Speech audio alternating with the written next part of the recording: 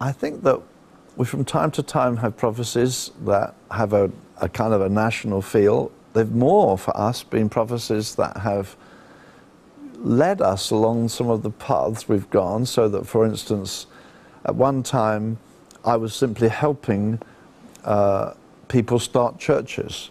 It never occurred to me that we should become what you might call a movement. It had never even entered my mind.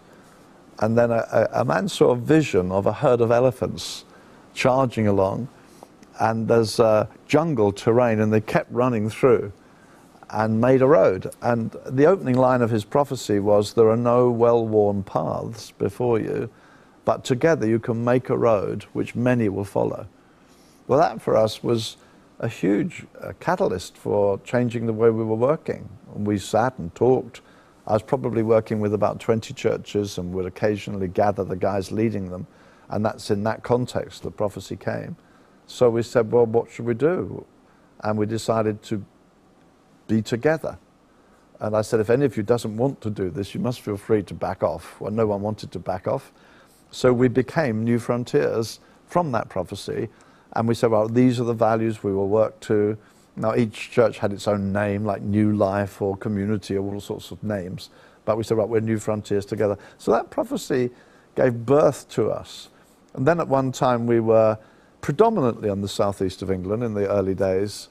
We knew of other groups in the UK, and we wondered, should we try to work into maybe northern France or Holland? And I had a vision of the southeast of England, and kind of curving around to East Anglia and around to the south, and superimposed upon it was a bow with an arrow pointing outward. And at that time our churches were all south of London, and I felt God said to me, if you pull the bow back only that far, the arrow's not going to go far. You need to pull it right back, and then you can thrust into the nations. And I felt God said we're to plant churches all over the UK. Not so just for the UK, but so that we would have resources to go on world mission. So we began. People began moving. Friends of ours moved to Manchester, moved to the Midlands. We had a Bible week which had been called the Downs Bible Week back in the early 80s, and that met at Plumpton Racetrack.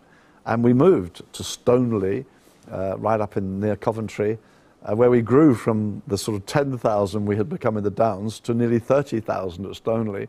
And then we gained more resource that's now taken us on world mission. So it was prophecy that has led us to a number of very major steps that we've taken